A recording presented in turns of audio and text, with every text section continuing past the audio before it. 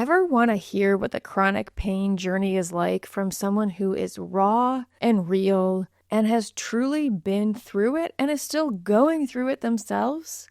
If so, today is your lucky day because I have the absolute honor with talking to a former client, Anna Ipsen, about her journey. Anna is amazing because she is someone who is going to give it to you straight. In this episode, she really opens up and shares what lessons she's learned along the way that have helped her most, and also what did not work for her along the way.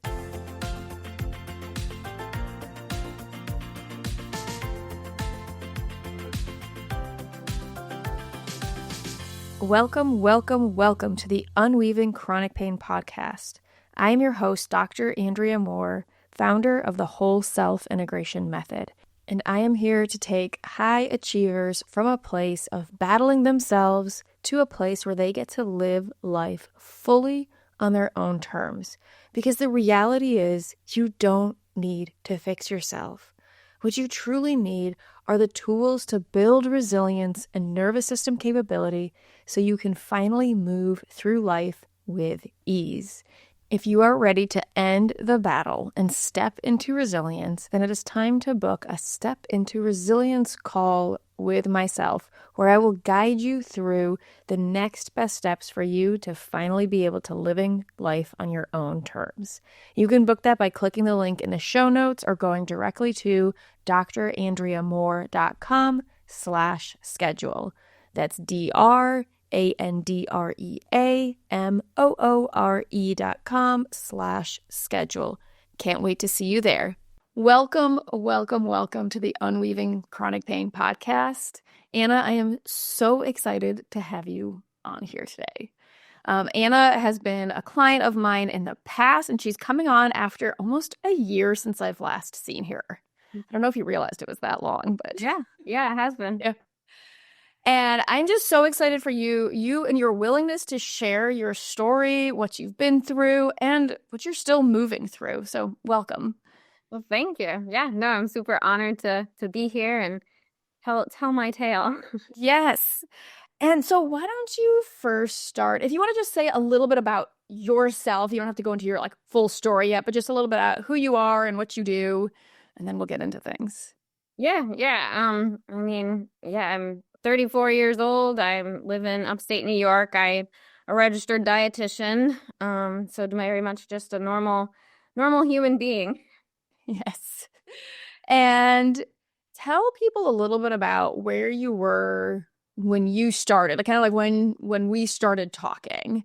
Yeah. Well, when we started talking, I had already been struggling with chronic pain for a while. So like most people, I've already done a million courses or read all the books or tried all the things. And even before that, I had periods of pain that had just kind of gone away. And so I was just like, oh, all right, whatever. Didn't really dig into it, didn't really do the work. Definitely was still very much on that. This is a medical situation. This is a physical problem. It must have healed. Don't have to worry about it anymore. But throughout my life, periods kept popping up. And then I'm pretty sure the big thing that triggered it was right around the time I got married. My knee started hurting again. This wasn't the first time.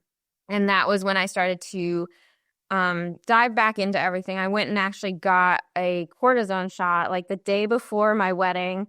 And I remember being excruciating pain, wearing a brace during my wedding and everything. And then, before that, trying to figure out what was wrong, through the doctors and physical therapy and all of those things, with no one really coming up with an answer yet again.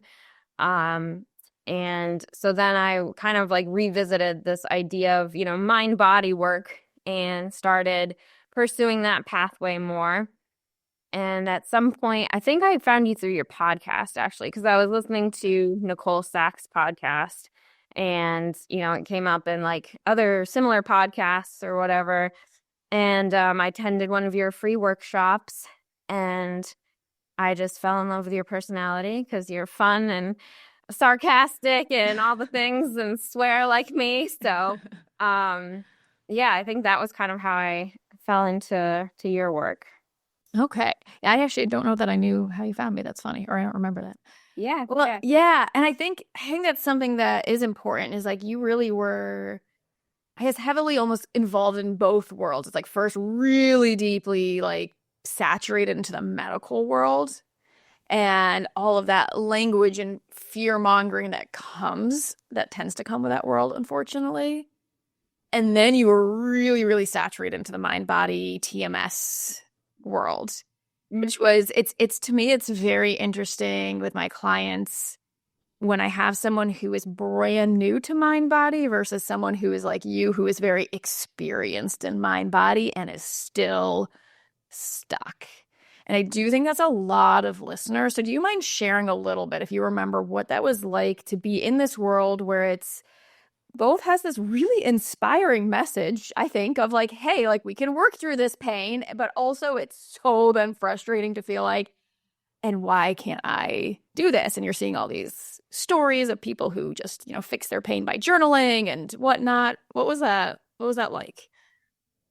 Yeah, I mean, frustrating is definitely like the first word that comes to mind, just because as a registered dietitian, like I have a very sciencey mind. Like I want there to be a solution. Like, okay, here's the problem, here's how you fix it. So I myself probably have more of that like medical mind, but I'm also very like spiritual and open to hearing all of those things too. So thankfully, like being kind of in the middle of that, I feel like I was able to hear at least both sides. But I do think going through all of the medical stuff and like no one finding anything. So it's like, well, what else can this possibly be? And then hearing all these other stories of people who had similarly gone through, all the medical channels with no actual real diagnoses or solutions and were still suffering in pain, in similar spots. Because when I first had pain, actually the very first place I experienced it was my knee, but then I had it in my foot for like an entire year during my dietetic internship. And that was like excruciating. I can remember like standing on ice packs and just all this stuff. And just, again, no one being able to tell me what was wrong. And then it just magically disappearing.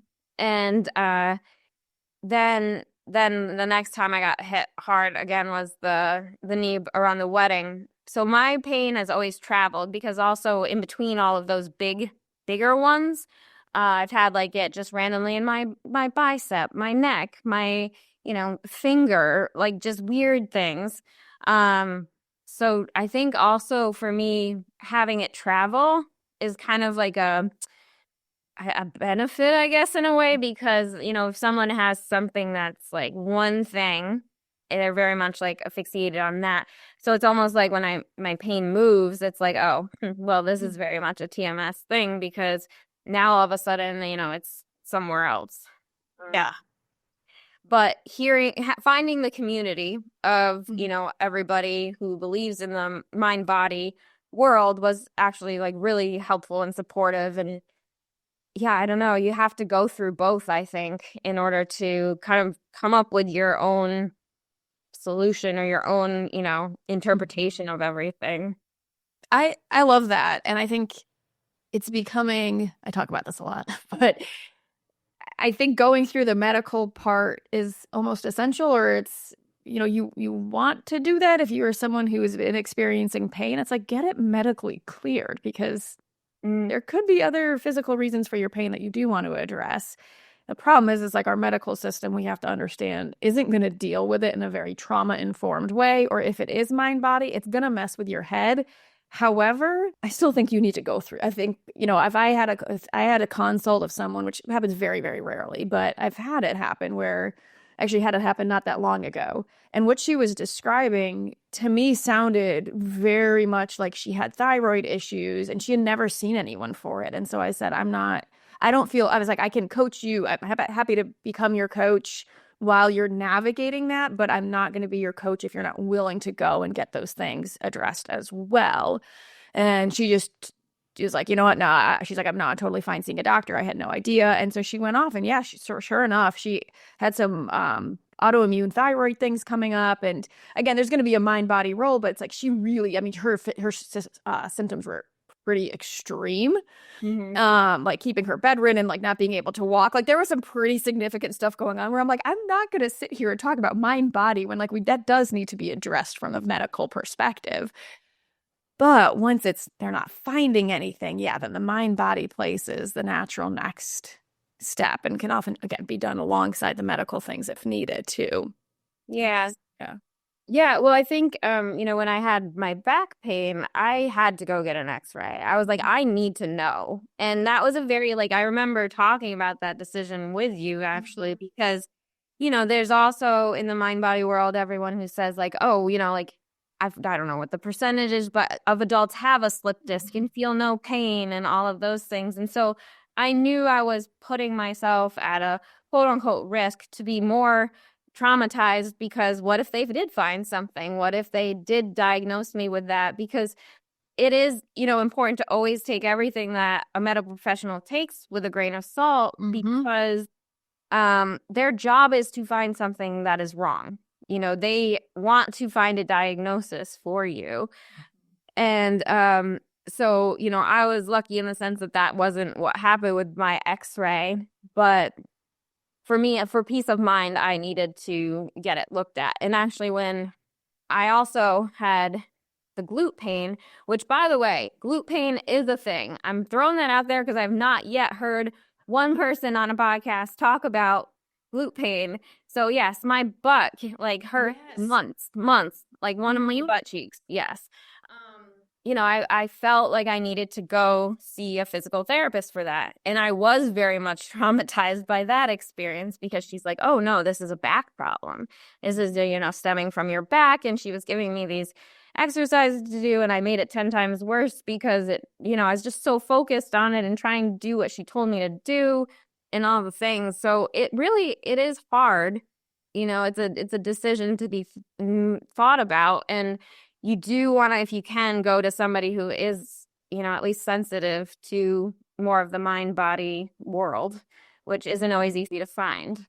No, it's not. And to me, this is really where I know a lot of the work we did together was around.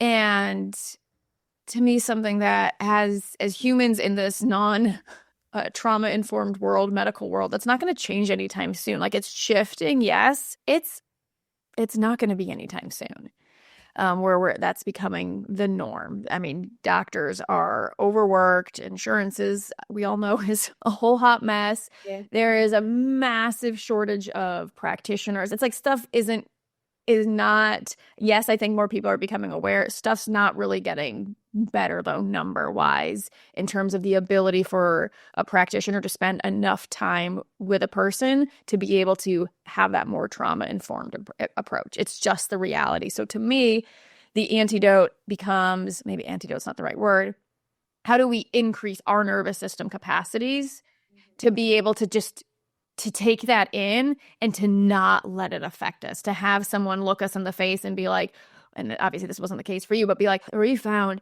bone degeneration in your back. And to be like, okay, what does that mean then? You know what I mean? Does that have to completely paralyze our nervous systems and put us into fear? Or is that something we can then be like, okay, and now what? And I think that's a huge amount of the work that you move through, because I know anytime there's anything around like, hey, a muscle, might be tight here, or yeah, here's this thing that could be going on. And this is so common, is it sends our nervous systems into this place of fear and paralysis, which only amplifies pain and tension in our bodies. Can you speak to that a little more? Yeah. Yeah. Well, I think one of the things that's coming up to me as you're saying all this is, which, we've talked about, is the energy into which you go into these appointments with. So like I can remember when I had my back pain going to get a massage and, just desperately wanting them to like work out that, QL muscle or whatever that was causing the pain. And, every time I went, it felt 10 times worse. Like I didn't even get like a little bit of relief. Like sometimes maybe people will get, relief for a little bit and then it just comes back. But no, like I just was making it worse because I was so internally worked up and so like desperately wanting her to figure it out. So, and even like other appointments, I can remember just like feeling so anxious and like trying to just take every little word that they said and like turn it into some big something. And then one other thing too, though, is like it can be both.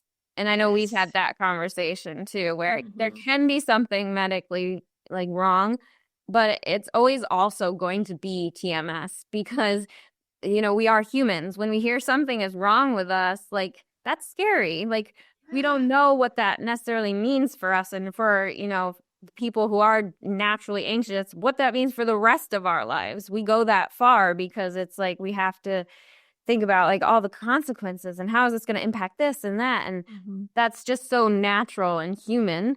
So I think, you know, like it's always going to be both. If there is something medical, it's also going to be TMS. I suppose it can be TMS without something medical, but even, you know, they show that people who are diagnosed with like cancer, if they have a different energy about it, you know, their feeling and their, you know, whole process is a lot more, I don't know, tame and calm and smooth. Yeah. They can keep their nervous system in check. So yes, the work of learning how to keep your nervous system at bay is really a huge part of getting out of that fear pain cycle for sure. Yeah, and that fear pain cycle, I know, is something that you found yourself in quite a bit, and most people listening find themselves in, of feeling. Do you want to describe what your experience is like in the fear pain cycle? I know you said it a little bit, but yeah. Well, I mean, it's different now even than it was, you know, when in the heat of everything, like when say like when I was working with you and everything was just like every little twinge or bite or sore or anything, crack or snap or crackle, whatever, would just send me spinning. All right. So it's like I would just be so like, oh my gosh, like what's wrong? Like, and at some point, I mean, looking back, I have to just laugh and be like that's not even logical. Like somebody's not going to go, you know, break their ankle and then also, you know, at the same time have a disc slip out of their back. Like it's just not like even practical. But, you know, when it felt all very real. Like I was experiencing this pain. And so I just, you become very paralyzed. And I remember very much like it consuming my brain. You know, I definitely became more isolated and didn't go out and do stuff. I, you know, was very much like, I got to journal because that's going to help fix my pain. So it was very much my life revolved around trying to fix my pain and figure out what was wrong. And even from a TMS standpoint of like, I need to know why I have this pain. Like I got to fix all my trauma. I have to work through everything and like, you know, figure out why my body's doing this. And there's just such an intensity about it. Yeah, if you don't mind, do you mind me sharing a story that I remember from you of just, and I think it's so, what you said, it's like your brain is consumed by it. It's like, it's like we revert back to that like toddler-like brain where there's no, we've all been in that state where you look back and you're like, okay, what the heck? Like, what was I even thinking? It wasn't logical, but it's like, you can't use logic when your brain is like that, which makes it really challenging to work with, which is, you know, a huge part of this work is how do you meet yourself where you are in that place. So I remember one time, I don't know if you did a workout, you may have done a workout, and I think either your like hamstrings or your glutes were sore, but one of the things that you really feared, you're like, oh my gosh, they're sore, and you were worried to stand, just to be standing during the day because you were worried that was going to like fatigue them out more and that you're going to risk tearing them. But then you were also scared to lie down on your back because you were scared the pressure of just lying down on that sore muscle could tear it.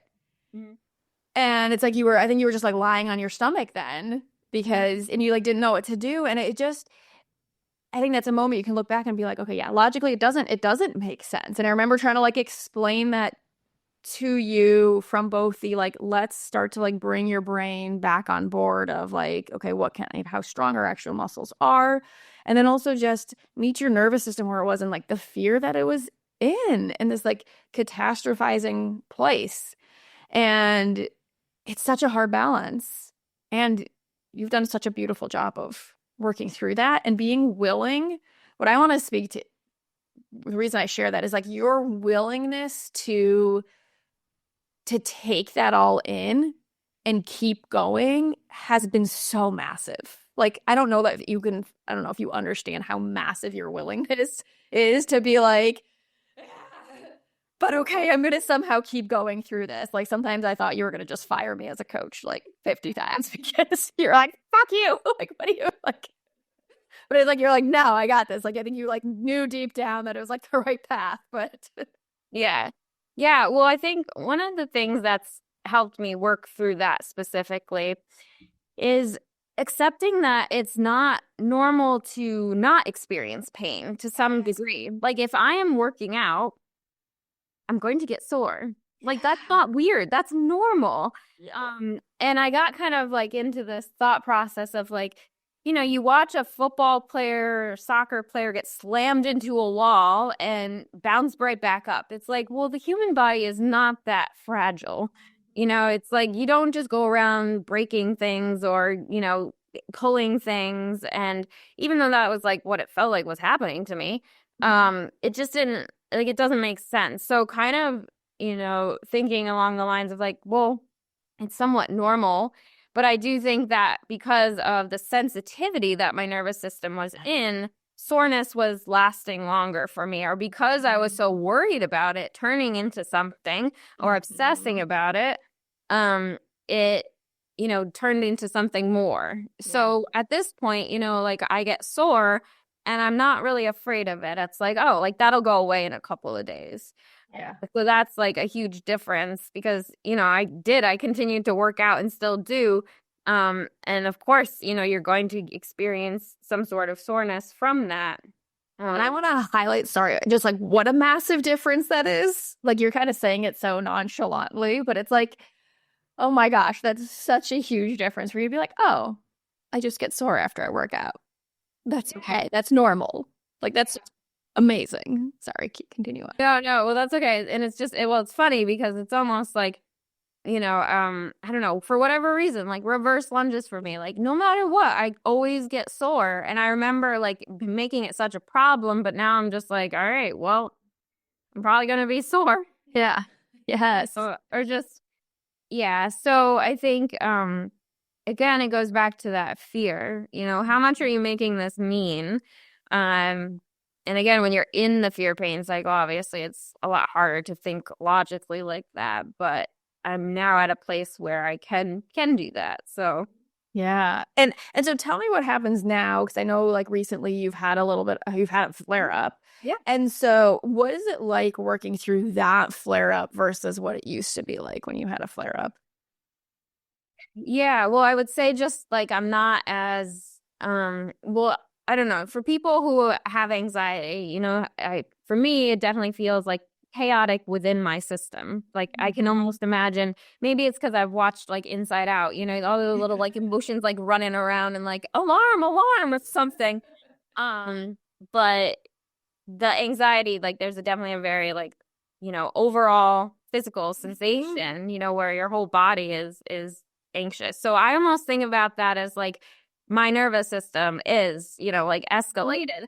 And I've gotten to a point where I actually think of my nervous system having a knob. And so like when I recognize like I'm getting that way and it's building up, I actually like sit with myself and like turn the knob down. I'm like, all right, let's take it down a notch, Anna. Let's take it down a notch because you are making this mean something more than it really is. So yeah, my latest flare up was like interesting because I literally didn't know if I was physically injured or not. Mm-hmm. And so like a lot of times if a pain comes on, I am like, oh, that's TMS. Like usually I know, but this one I wasn't sure. So I just didn't panic, I guess is the biggest thing.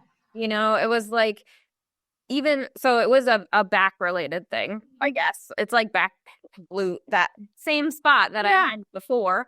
And so, you know, of course, I stayed away from Googling for a little bit, but then I started looking at, you know, like, but even the way that I was able to interpret those things was different too, because I was like, all right, well, say I do have a slip disc. This is not a life sentence. Like, that flows away in like 4 to 6 weeks. And so it's almost like, well, if 4 to 6 weeks goes by and I'm still experiencing this, it's probably more TMS than it is a slip disc.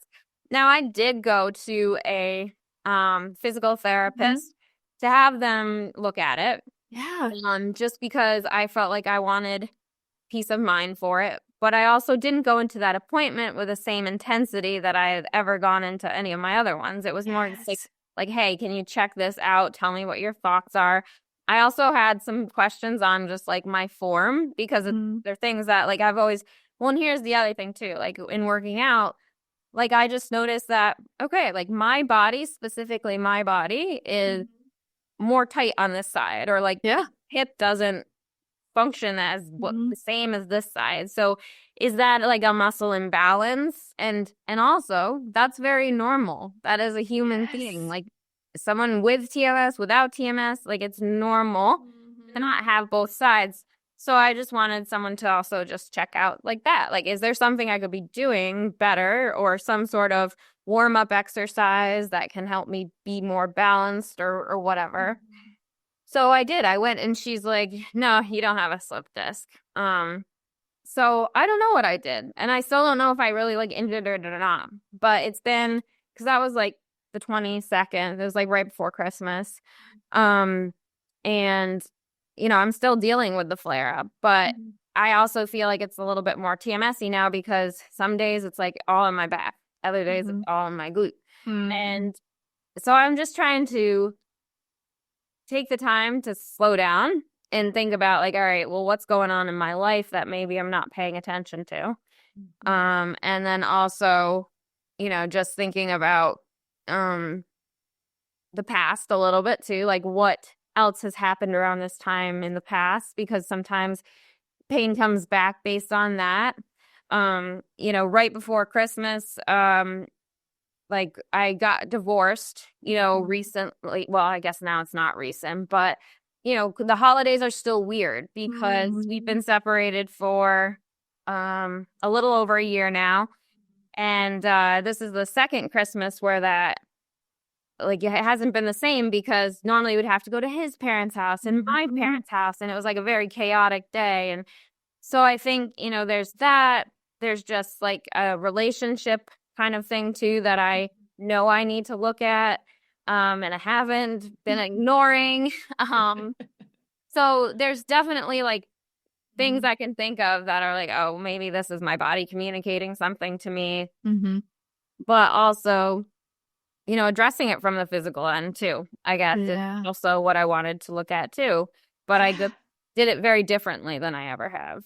Yeah, I mean, I remember you know, just voxering about going to the PT, and the energy that you were talking about going into, it's like I could tell it was completely different. It was such a healthy energy. It's like, I'm a physical therapist. I think people should go into PT and like get things checked out, right? Like it makes sense.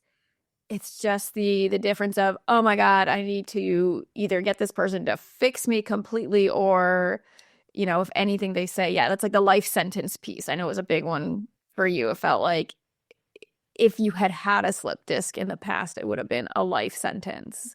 And now you're like, oh, okay, like whatever, let's just figure out what's going on. Like, and I have the capacity, that's like that you had the capacity to kind of deal with whatever they threw at you or whatever it ended up. And it doesn't mean that it's going to be perfectly or prettily or not without tears or some anger or fear or things like that. It's just... Yeah. Well, as you're saying that, I want to clarify. Like, it was definitely a day or two where I was like on the floor sobbing, and like I was pissed off and like, what the heck? Like, I'd been doing so well. Where is this coming from? Ruining my Christmas. Like all the things. Before I could just like wrap my head around it a little bit. And I know we talked a little bit about that before jumping on the podcast, of just how like it's okay to have that first reaction. But I think that's the huge difference between staying stuck in that and continuing to catastrophize and ruminate on that and being able to be like, all right, had my moment, had my little breakdown. Now what can I do to best deal with this? Or what is the next best thing? Exactly. And yes to having that first reaction. It's just not staying stuck. I think so many of us are stuck in that first reaction, like almost like this low grade stuck for years, like months, years. And it's like you're like day or two of like fully letting it out, sobbing on the floor, being like going through all of that and not fighting it, right? It's just like letting yourself have that first reaction. And then it's like, okay, now I can take the next step. Well, I actually think it's super healthy too, because say I have been ignoring something, like clearly I need a good cry and I need to just like let it all out. So I just let myself. I need, I at this point live alone, so it's like easy for me to do. But I think it's like a really healthy thing. I love crying at sometimes. I feel like it's a beautiful thing. Oh my gosh, it so is. And I think often it's like there's been that weird double-edged sword that's come with nervous system regulation, where it's like, yeah, on one hand, a lot of it does talk about crying and expressing yourself. But on the other hand, people sometimes feel like you're not allowed to have a reaction to something, or that it's wrong to have a reaction to something. And it's like all the reactions are, it's like your feelings are valid. It's just not getting stuck in them or not letting them dictate what comes next is the whole point. But in order to get to that next step, you have to move through whatever feelings need to be expressed. Yes. Well, I did. I think I told you I was going to get valid tattooed on my ass because it's like one of my favorite. No, because I think it's such a good word. It's like you need to validate your feelings. You had feelings are feelings. Your emotions are yours. Like they are valid no matter what the heck they are. Yeah. And you have to like accept that you felt that way, like whether it's right or wrong, quote unquote, that's what came up for you and it's okay. Yeah. It's just, what are you doing with that necessarily? That's the, thing. Yeah. But anything that you feel is valid. It's valid. What 100%. And then I think where people then make that take it to a dangerous place is like that doesn't translate into actions or behaviors. Right, exactly. Doesn't mean doing horrible things. No, exactly. The feeling is valid, but the expression of it in the healthy ways. Yeah, no, like, and if you're ahead, you need to picture doing those awful things or journal about it. Go for it, but absolutely. Don't react on it. Exactly. That is the big difference there. No, that's so good. And recently you went on a pretty big trip, which was kind of a big deal. Yeah. You want to talk about that a little bit? Yeah, it was so impulsive. Well, I should say I've been thinking about going on a trip. So my ex and I used to travel all the time together. But since COVID, we didn't go as often, and then we went maybe on like one or two before we separated. But so traveling has always been a huge part of me as like a person and such an important part of my sanity because I am very much like a routine person. I get very stuck in my routines. I do the same thing over and over again. And these vacations or trips would really make me break out of that. And also give me perspective of like, what do I need to bring back from this trip to work on? Because, when you are just in your routine, sometimes you don't really notice like some of those things. Mm-hmm. So, yeah, I think too, it was part of me also recognizing like there's some stuff in my life I kind of want to run away from right now. So I did. I just impulsively booked a trip to Belize. And I didn't even realize it, but I booked it on the Thanksgiving holiday week, which I didn't even notice until I was like telling my sister I'm going to Belize, and she's like, "So you're gonna be gone for Thanksgiving?" And I was like, "Yep, actually." So she's like, "But," I'm like, "You'll be fine, hon." But yeah, so I did. I went on this trip and I had a really fantastic time. I was pain-free at that point in time. Mm-hmm. So I didn't really experience any pain while I'm on there, but I can definitely remember leading up to trips in the past where I would get, something would get triggered, and it would definitely try and prevent me from like going on the trip or make me feel like I couldn't go on this trip. But I also remember trips where I'd be in pain like for the first couple days and it would go away. So it's like, well, what does that tell you about, your life? But yes, this recent trip was it was awesome. Yeah. I mean, it's because to me, it's such a big deal because the traveling was important from like session one of us talking of like you wanted to get back to it. And it was that, again, it's almost this fear pain cycle that was getting in the way of you knew that you're like pretty much every time I travel, I end up pain free. Mm-hmm. But your fear of being in pain while you were traveling stopped you from booking any travel. Like it was like we kind of worked on getting you booked, and you went to I think like one or two things while we worked together, like small weekend trips to the Cape or something. But we never actually ended up going to the Cape, but we did I think do one of the like big ones. Maybe it was the journey through the South or whatever. But yeah, we did go on a few, but it was still, that fear of leading up to it, or, like what's going to happen if I can't keep up with the group and, things like that, where it kept me from really pursuing that part of me. Yeah. And I remember you having like a booking page for, I don't know if it was exactly a Belize trip, but after you got separated, it was like, oh my God, I want to go on one of these trips. And you like had them and you never booked it, but then you did. So yeah. Well, when I separated, I moved back home with my parents for about 6 months before moving into my own place. And I recall looking at trips while I was at my parents' house, and my mom being very much like, you need to go on a vacation, and but kind of not doing it because at that point in time I was still struggling with like back glute kind of pain, I believe. And I never did it. But then this time I was just like, nope, I'm just doing it. I'm going. Yes. So cool. And I want to bring back something else you said earlier about this recent flare up, and you're like, I'm pretty sure there's something I'm ignoring. And I know you know what it is. And I just want to also normalize that too, and just speak to your awareness of that. And even, I'm curious for you. I know for me, even just having the awareness of, I know what I'm ignoring and I know what I need to deal with, actually calms our nervous system down quite a bit around like pain and tension and things like that. I mean, it's clearly our nervous system's like, hey, I'm not going to like let you go until you address this thing. But even just that awareness of like, okay, this is something that needs to come. And then you're kind of working up towards doing whatever it is, or addressing whatever it is, or looking at whatever it is. It's a really common experience that it's not this immediate, oh, I got this, knowing of here's what I need to do, and I'm going to immediately take action. That sometimes there is this resistance that comes first. Yeah.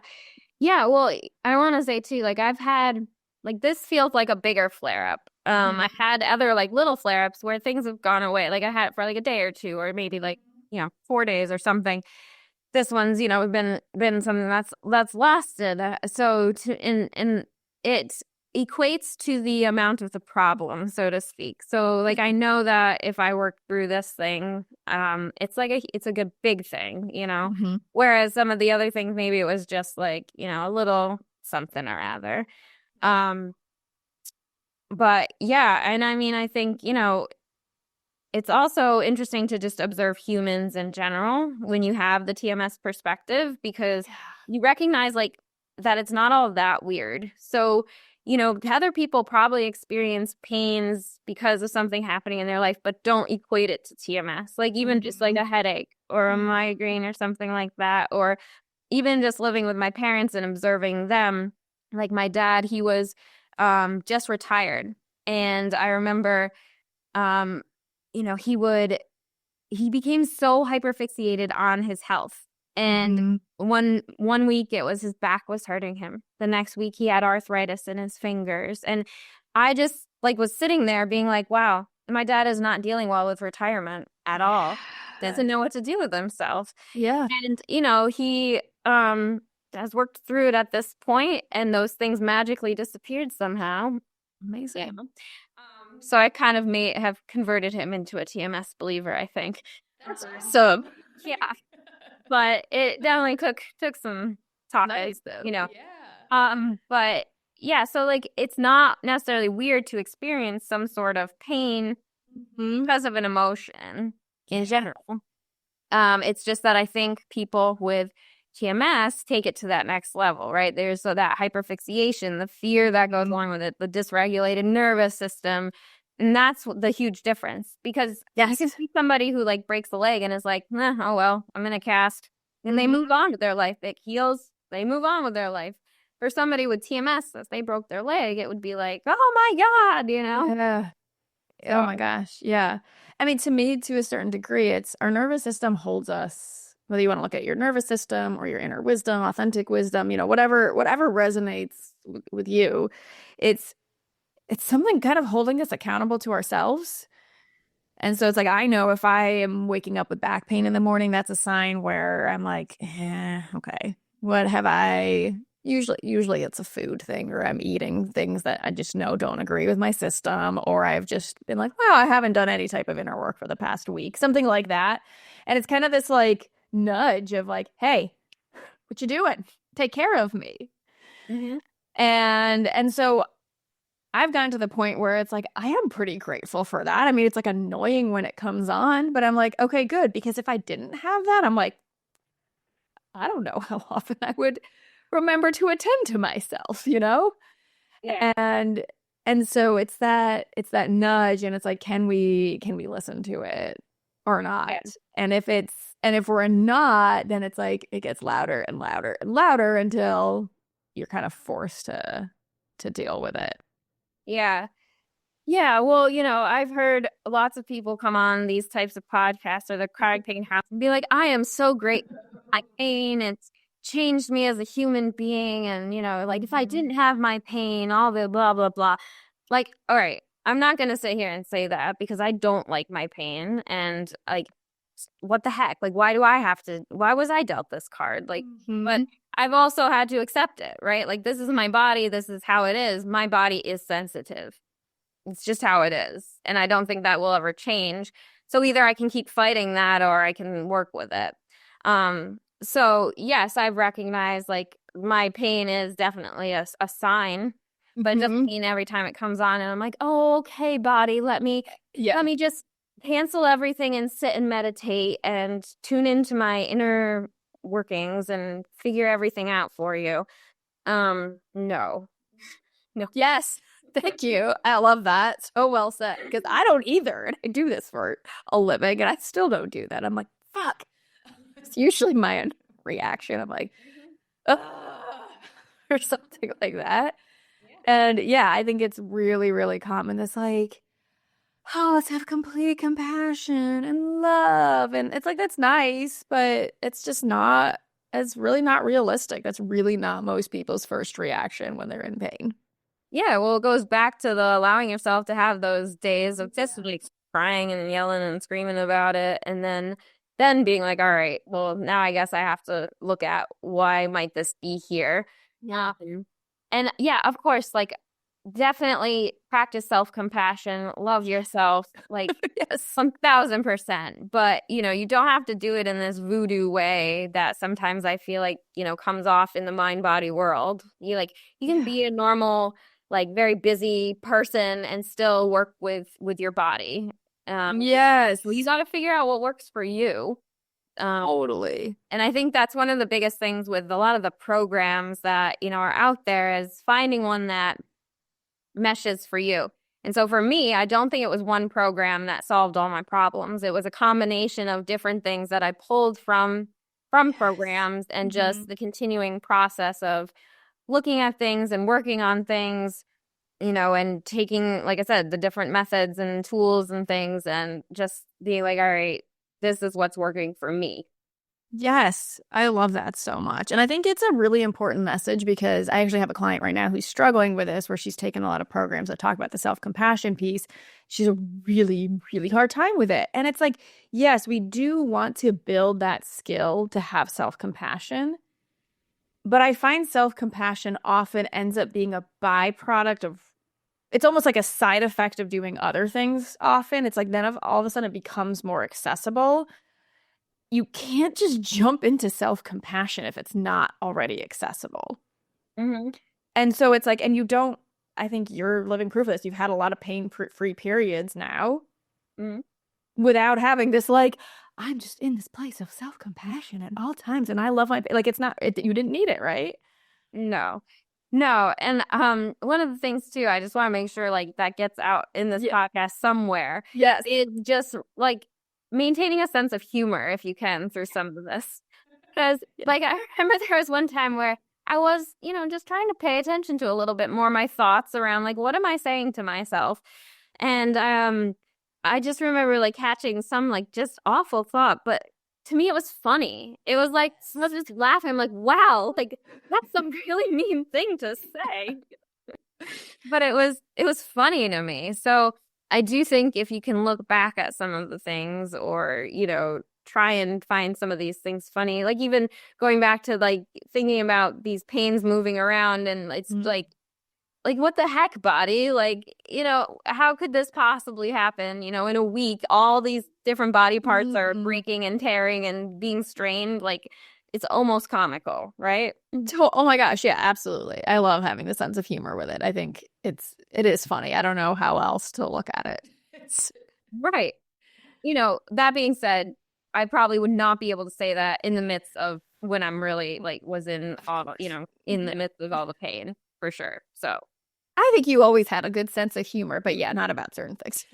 Yeah. You've always had sense. And I think that is the big thing, is what is accessible in any given moment. And that's where it's like there is no one protocol. There's no one right way. There's no like, here's the 3 steps to do this. It's like if I did, it's like, fine, the steps are figure out what's accessible to you right now, meet yourself there and I don't know, go from there, I guess. But like... Yeah. Well, accepting too that there isn't always one solution for the problem. Like it's never the same situation. It just isn't. So I think that's a huge thing too. It'd be nice if I think I remember asking you, it's like, I need to know exactly what tool pick for this situation. I need a diagram, Andrea. Oh yeah, I never made that diagram. No, you did not. I hate making diagrams. I said I'd work on it, and then I never did. I'm sorry. I totally forgot about that. Well, but, but good. It's like, could you really even do that? No. Oh, that's why I never made it. Well, right. And especially because you have to consider the individual. Like, my personality is very different from someone else's. So what's going to work in that situation may be vastly different. And even just for you, though, it can be vastly different depending on. Yeah. And to me, that's what I think it's pretty well studied, actually, that with TMS, with mind-body pain, it tends to be someone who is more perfectionistic, has black and white thinking. When you're stuck in fear, we know that creates this tunnel vision in the nervous system where we get very, very black and white. And so it's like, it's almost like the personality wants, and not personality, because I think personality is not the right word because I don't think it's intrinsic to who we are. I think that's the response to trauma. But it's like in that moment of being in that fear pain cycle, in having mind body pain, it's like you want things to be perfectly laid out. And it's the ability to just hold the gray and hold the nuance and hold the paradox that is what ultimately is the most healing to the nervous system. Yeah. Well, accepting too that it's going to take time, and I always go back to your little layers and onion layers and everything like that about peeling back the layers, because one of the big things that I really do think I needed to look at was my relationship with my ex-husband. And, like I wouldn't even touch that initially. Like anytime that got brought up in one of our sessions or a therapist session or anything, it was like, nope, wall. And it took a really long time before I was ready to take a look at that. And, obviously I'm not saying that like, everyone's pain is due to some drastic change, like they need to go and get divorced or something. But for me, that was something that needed to happen. And I do think that was at least a large part of the pain. That relationship was not healthy for me. Yeah. but it took a really long time to get to that point, to have that capacity to talk about it and work through it. So Yeah. you know, you have to have patience with yourself. So here's where the self-compassion comes in. Yep. You know, understanding that if you are somebody who has a long history of stuff, you know, we all want to be the person who reads the book or does the journaling exercise for X amount of months and it goes away. But those people are very far and few in between. You know, you hear about that in the mind-body world, but most, I think, people actually deal with it for months and years, you know? Oh, yeah. So you gotta keep going and keep looking and keep staying curious about everything. Yeah. Yeah. Yeah, I'll tell you a little secret. And that in our consult, when you talked about the pain happening right before your wedding, I was kind of like, shit. Kind of have a feeling this has to do with that. Yeah. Yeah. And, you know, looking back too, I can see during that marriage, like just signs from my body over and over again. Because the relationship itself was 10 years long, right? Mm-hmm. We were only married for 3, but relationship itself was 10 years long. And just like I said, when I think back, there's just so many little like hints and pokes from my body, essentially. Yeah. But I think you said it really beautifully just now. Like you didn't have the capacity to touch it. It wasn't something like I pushed or anything because it's all that does is shut your nervous system down and build up more protective layers that then just take longer to get through. It's like you have to get through, again, the fucking layers to build that capacity up to be with those bigger emotions or bigger action that needs to be taken. And that can look so different for everyone. But I mean, I think, again, like you did a beautiful job of doing that, of like being willing to work through it all. I mean, maybe not knowing what was at the bottom. I don't think we normally do, but it's almost a good thing usually. Yeah. Well, and I really like looking back on it, want to stress that like the ability to look at it came out of nowhere. Like it was just one day where I was able to talk about it and it all happened really fast too, like at least the conclusion of like I need to get out of this relationship. Like it was like I think I was it was one day and then the next day I was like I'm getting divorced and it was like what? I never gonna have to like work through all this stuff, and she like literally left it to me on a Voxer message of like, oh yeah, I'm getting divorced. I was like, okay. Okay, but hold on, I want to speak to this because I think this is really important. This whole like it happened out of the blue, it like happened really fast, which yes, it did. And I think this is the moment that people talk about a lot because it's a really easy transformative moment to talk. And I think it's great. I think it exists. It existed for you, that moment of like I literally woke up one day and could talk about it and you took action on it. I think it was like literally a week or 2 long period before you're like you mentioned it, and then like before we even had our next session you had like asked him for the divorce. I was like, okay. You were like, do. It was like nothing. I was like, all right, well. And however, that had been what, like a year of working through the layers and the ability to hold that. And the way I visually see this in my brain, I think I've shared this with you, is it's almost like you're dug deep underground and you're like working your way, like you're tunneling your way up to the surface. So it's like, you know, you don't know if you're going left or right or up or down. And it's like, there's all this work that has to happen. But then like once your head pops up, it is this moment of instant light and clarity. All of a sudden you're like, oh, I can just like navigate everything so much better. But it's like you had to dig through all of that to get there. It's so funny you should bring that up though, because there's like just bits and pieces I have, you know, memories of like just really shitty days with pain and like, or with this particular thing, this was a day where I was just ready to like give up completely. And I was like, this is just, it's never going to go away. Like you know, questioning working with you, like, you know, do I need to find what's the, like, you know, I remember a Voxer message of that, but I think you gave even more like image of me being like a little squirrel or a chipmunk or something, like going up through and like you're like you keep just like popping your head out, but not just not quite there yet. Yeah. But you're almost there. You're almost done. So I had this little like image of a squirrel or something, and I just remember like that day actually and listening to that message. So that's so funny. Yeah. Oh, totally. Oh, yeah. And I think it really is, because that's like I feel like I experienced a very similar moment in doing this work where it's just like one day everything just made sense. And it didn't make all my struggles go away. It's not like life was instantly easy or anything, but it was like the ability to deal with the stuff that came up was just so much easier. Well, I think too, like that is even just like a good thing to bring up too. It's like for you, you know, obviously most people want to be like, I'm pain free. Like that's the best scenario, right? It's like I worked through everything and I'm pain free. But like you're never going to really get there probably. I mean, you know, some people sure, but you know, I don't walk around considering myself like healed or recovered because I'm pain free. Like that is not, that cannot be my definition of like on the other side of everything, so to speak. For me, it's, you know, like you said, it's more of the reaction and the ability to deal with whatever comes my way versus necessarily like never being in pain again. Yeah. Yeah, so well said. And I know there was something you said before we started recording of really making sure that, or one of the big things is like not putting your life on hold because of pain. Can you speak to that a little bit? Like what is life like now, kind of on this other side in the way that you just described it? Yeah, yeah.